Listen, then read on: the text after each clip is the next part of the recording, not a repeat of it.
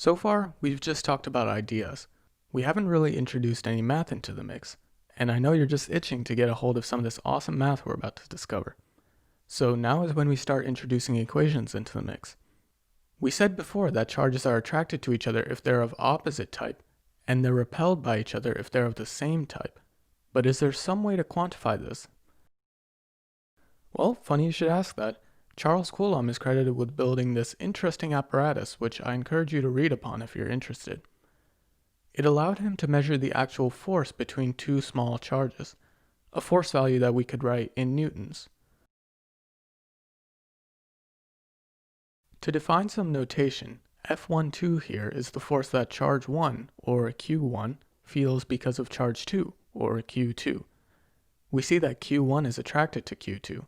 Q1 feels a force towards Q2 because of the existence of Q2. Also, F21 is the force that Q2 feels due to Q1.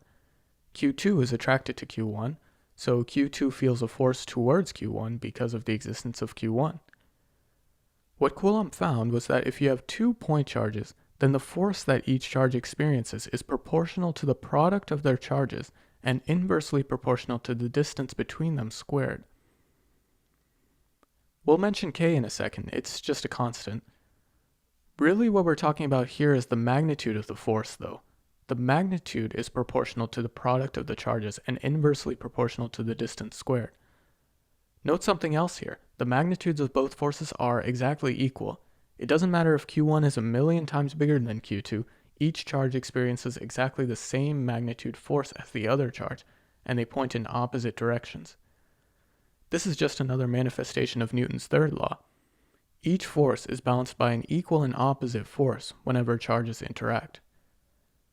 So now, how do we quantify the directions of the forces? We see it on the screen here, but how do we write it with letters? The direction of the force that a charge feels depends on the vector that connects the 2 point charges together.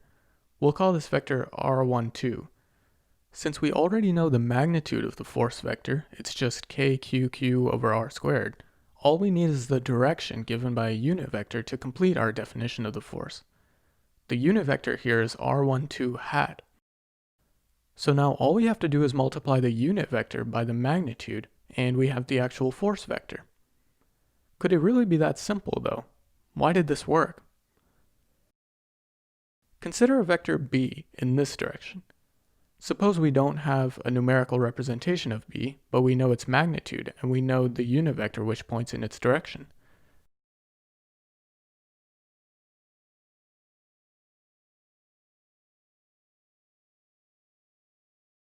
Well, the unit vector that points in the direction of b has a magnitude of 1. So what happens when we multiply this unit vector by the magnitude of b? We're scaling this unit vector up by a factor of the magnitude of b. Now we've ended up with a vector that has the same direction and the same magnitude as the vector b. And so it is the vector b. It's equivalent to the vector b. This is the way multiplying a vector by a scalar works. Now, going back to our force vectors, what you see on the screen here is only the correct situation if the charges are attracted to each other. If they're repelled, the forces point in opposite directions, but they have the same magnitude. In this case, you would just call the force negative kqq over r squared times r hat, but I'm going to avoid doing that here in favor of a different approach. More intuitive, in my opinion, is to figure out the correct direction of the force in the first place, and then once you know exactly which way the force should point, just multiply the unit vector in that direction by the force's expected magnitude, and you have the force in full vector form. Note also that if we have multiple charges in the mix, and I'm particularly interested in the force that one of these charges feels, all I have to do is evaluate the force vector that this charge feels due to each of the other charges, and then just add them all up in the same way that we talked about adding vectors in the math review module, either using the tip-to-tail method if that's convenient, or adding them numerically if you have the numerical components. That would give you the resultant force on this particular charge. Interestingly, in this situation I have on the screen here, the net electric force on this negative charge points perfectly to the left. It feels like we're done, but we're not quite there yet because we still have to talk about K, remember? We want to end up with some force ideally in newtons, which we're used to by now. The force is a function of distance in meters and charge in, well, we haven't actually even decided on what units we want to use for charge. The SI unit for charge is the coulomb, denoted by capital C, named after, well, you guessed it. In this case, if we have charge in coulombs and a distance in meters, and we want force in newtons, we require then that the units for K are Newton meters squared per coulomb squared.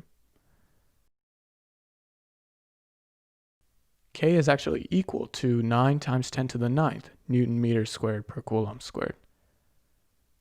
Sometimes you also see it in this other form, where K is equal to 1 over 4 pi epsilon naught, and epsilon naught is called the permittivity of free space, and its value is 8.85 times 10 to the negative 12th coulombs squared per Newton meter squared. Whew, what a mouthful. I know that's a lot to take in, but these constants have now precisely defined for us the magnitude of the forces felt by charges. You might recall that we had said the charge of a proton was positive E, and the charge of an electron was negative E, where we said we would define E later. Well, now we're ready to define E in terms of coulombs. The number E is a very, very small number of coulombs, specifically 1.6 times 10 to the negative 19th coulombs. So yeah, really, really small. Just taking the inverse of this number shows that 1 coulomb of charge is an extremely large amount of electrons, typically not seen in everyday examples. Normally you see charged objects with charge on the order of microcoulombs, or 10 to the minus 6 coulombs.